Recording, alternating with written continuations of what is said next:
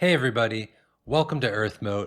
I'm Randall. Today I want to talk a little bit about why I switched from 5th edition Dungeons and Dragons to running OSR type systems. Back in 2017, I got back into Dungeons and Dragons after a long hiatus away.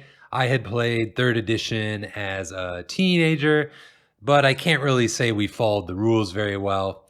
And then during college, I had a brief stint with 4th edition D&D before largely forgetting about the hobby for another 6 or 7 years. Then, like most people joining the hobby at the time, I had my interest piqued by Stranger Things and delved back into the world of fantasy role-playing games that I had left behind all those years ago. I formed a group and we started to play. I made a ton of mistakes as a new dungeon master, probably setting up my players on far too linear of storylines than I should have, but they seemed to be content to go along with the grand story arcs that I was trying to tell, and we all had a good time. The years went on though, and as I was working on one campaign, I hit a wall. You see, I had these different story outcomes and plot twists in my head, but I didn't know how to take my players from where they currently were to where the story should end up. And of course, I was really self conscious about not railroading my players, but also giving them that sort of grand story adventure arc. After all, that's what we see happen in things like Critical Role, and that's what WotC's 5th edition adventure official modules do. They run these sort of long linear narratives. So I thought that's what I should be doing too, right? The truth is, I'm not a great fantasy writer. I'm not George R. R. Martin or J.R. Tolkien. And trying to be was actively hurting my satisfaction of running role playing games. You see, RPGs are most fun to me when my players are engaged and actively making choices that drive the narrative forward.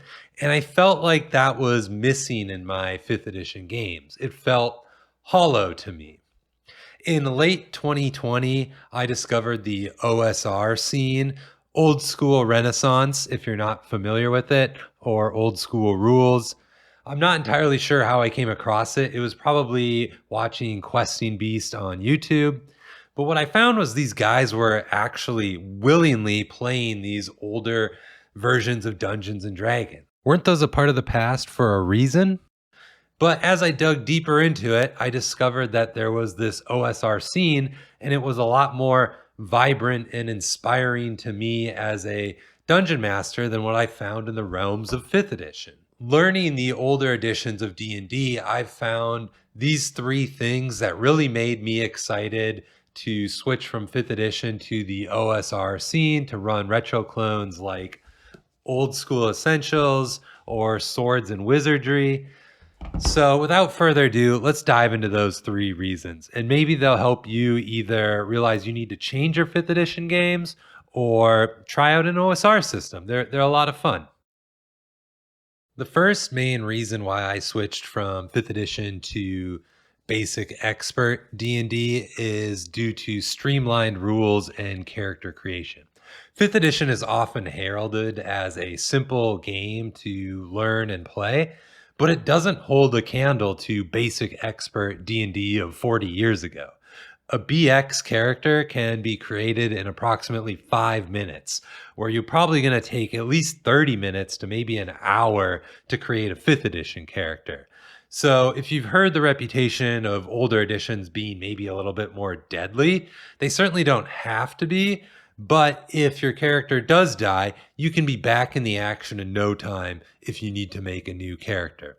And in fact, I encourage my players to have a small stable of characters so that they can play one on first they can play the one they want on any given day, but also that they have backup should one of them unfortunately bite the dust. I also find that the rules are often explained over the course of less pages. For example, in Old School Essentials, combat takes up 4 pages of the rule book, and the book is digest size rather than a full 8.5 by 11 size page. For 5th edition, it's 10 pages long. And combat can really drag in 5th edition. Each player acts individually. They get 3 different steps with their action, their movement, and their bonus action. It's often played on the grid, so that takes even more time to process. In Basic Expert, it's side-based initiative. So your players are never waiting long for their turn because them and their fellow teammates are all acting at the same time. So they get to be in on the action all at once and roll some dice a lot sooner. And I love that. It gets everyone involved and they can discuss their tactics together because they're all acting in concert with one another. So it's just a really nice way to play the game. I run my games in shorter sessions. I play on a weeknight. I'm old. I like to be in bed by a reasonable hour. So we play usually 2.5 to 3 hours. If you're playing 5th edition, a combat could easily last 40 minutes to an hour. That's a lot of time when you only have 2 to 3 hours to play. So Basic Expert, combat's going to go a lot faster and you're just going to be able to move along and get a lot more done. The second reason is I find the OSR type games a lot easier to dungeon master. When I DM'd 5th edition games, I never really minded all of the prep work I had to do for the upcoming sessions. I had a lot of fun with it. It was part of my enjoyment of the game and being a dungeon master. But when I came to realize how much simpler preparation for a BX game was, I couldn't believe it. Looking back on it, there were a lot of tedious parts of 5th edition prep that are largely eliminated in preparing a Basic Expert type game. First off, I don't have to set any difficulty classes or DCs. Those come predetermined by your party's characters. I don't need to calculate and balance the DC of a fireball for my party of 6th level 5th edition characters. All I have to say is save versus spells, and I'm done. They have that number on their sheet. They can make the roll. We move on. Basic Expert doesn't really have a skill system like a 5th edition D&D does.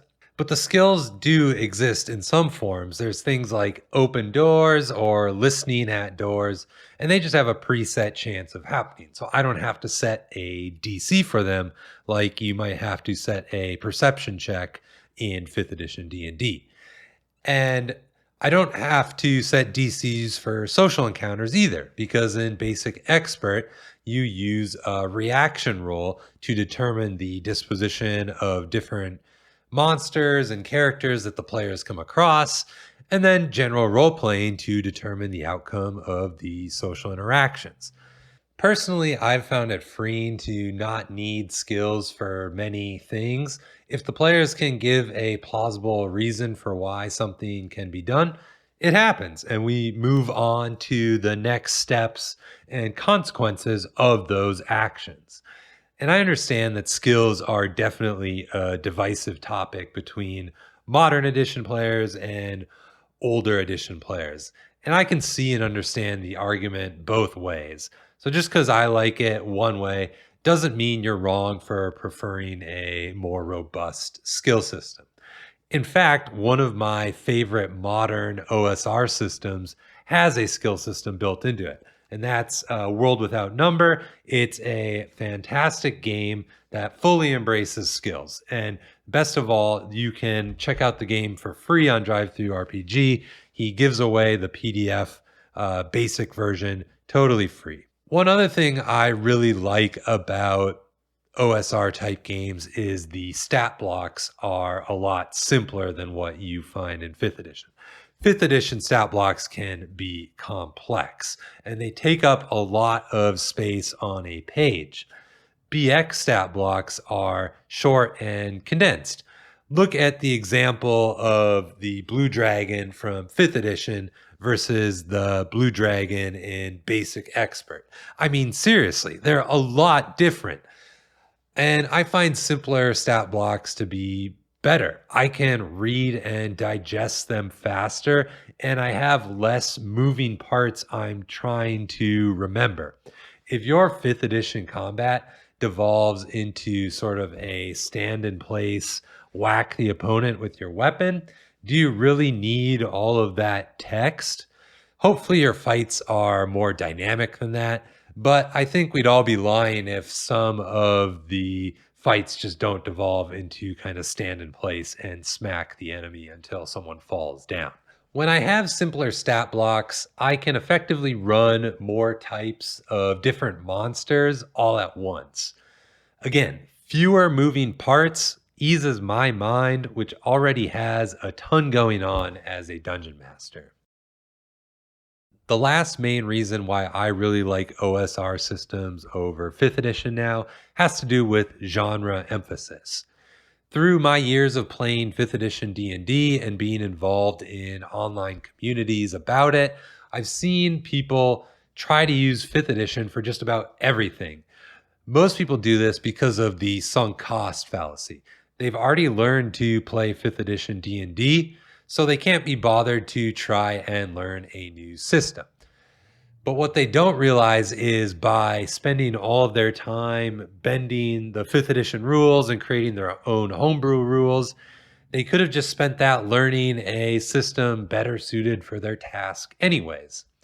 Yes, financial cost is a valid consideration too, but most RPG systems don't cost anywhere near the amount that Wizards is charging for their 5th edition books.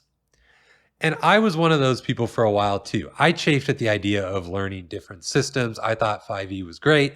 I didn't need to learn anything else because it covered fantasy for me, which is what I was largely interested in playing as role-playing games. But when I opened my mind and I started to give different systems a shot, I learned that a lot of them have some pretty cool parts to them that better serve the genres I was interested in. 5th edition is great at heroic fantasy. If you want to get the Avengers together and go crack some carefully balanced skulls, 5th edition is awesome. It focuses on character builds and giving players a lot of ways and options to feel powerful. But I wanted a more grounded game, a game where a swordsman could be deadly and slay mighty monsters, but they needed to fear the creatures that lurked deep underground. I wanted a game where death and dying were very real possibilities. I wanted higher stakes. To me, 5th edition is designed for the players to not die. Between short rests, long rests, an extensive death saving throw system, they just have lots of HP and it's a lot rarer for them to die. And I'm not some bloodthirsty DM either. I just want my players to feel like their choices have real consequences. They're risking something, and that makes victory all the sweeter when they see success. To me, fantasy is about exploring strange and magical places. It's about managing your resources as you trek out into the wilds. It's about delving into mythical underworlds and stealing away fantastical treasures. It's about making dark places scary and risky. These are things that 5th edition has largely hand-waved away. Darkness is a thing of the past. Most ancestries have a form of dark vision, and many classes have accesses to automatic light sources through their always available cantrips. And who cares about food or managing weight when I have Goodberry and Tensor's floating disc as a ritual? So when I see BX using gold for XP, I start to understand why weight and encumbrance matters. If your party wants to level up, they need to get the treasure out of there. How much can they take with them? 5th edition doesn't care about that. Many people, myself included when I DM'd it, use milestone leveling. That's essentially DM fiat on when the players level up. But by using gold for XP, I realized that I'm putting the onus on the players to decide how risky they want to be and how fast they want to level up. How deep do they delve to get the treasure? If they get more treasure, they're going to go faster. If they level up, they can press further into the dungeons. As I learned more about OSR gameplay, they really emphasize the sandbox style of play. Sandbox play relies on emergent storytelling. The idea that the story will evolve from the player's actions and their exploration of the world rather than me, the DM, plotting some grand arc that ends with a battle against a lich on top of an obsidian tower in a lightning storm. That sounds pretty cool, by the way, but I would just rather my players wind up there if they chose to, not because I preconceived it from the beginning for them. You can certainly run a sandbox game in 5th edition. Nothing I discovered from learning more about the OSR scene couldn't be used with a 5th edition game. But what I have found is that OSR systems have detailed procedures for wilderness and dungeon exploration. This helps the DM systematically playing out the world and a sandbox for the players and thus letting the story emerge from it. 5th edition doesn't have that. They talk about the 3 pillars of play, but exploration is largely ignored in 5th edition. I had heard of sandbox games before learning about OSR, but I didn't really understand them until I learned about the older systems and how they have game procedures that really support that style of play. Streamlined rules, easier to run in DM, and a better fit for the genre that I like to run in my games have all led me away from 5th edition and towards OSR systems. And I'm having a blast with it. But if you're having a blast with 5th edition or Pathfinder 2, keep playing it. At the end of the day, play the games that you enjoy and you are having fun with your group. That's what matters most. But if you feel like something is missing or just a bit off from what you're hoping to get out of your game, consider checking out an OSR system. And if you have any questions, leave them down below. I'd be happy to answer them as best as I can about what I know about the OSR. If you've made it this far, thanks for watching and consider subscribing to the channel. I plan to do more videos about preparing and running sandbox style games. And I also do product reviews about a lot of the great work coming out of the OSR community. One thing that I love about the OSR scene is the love and quality of work that they put out.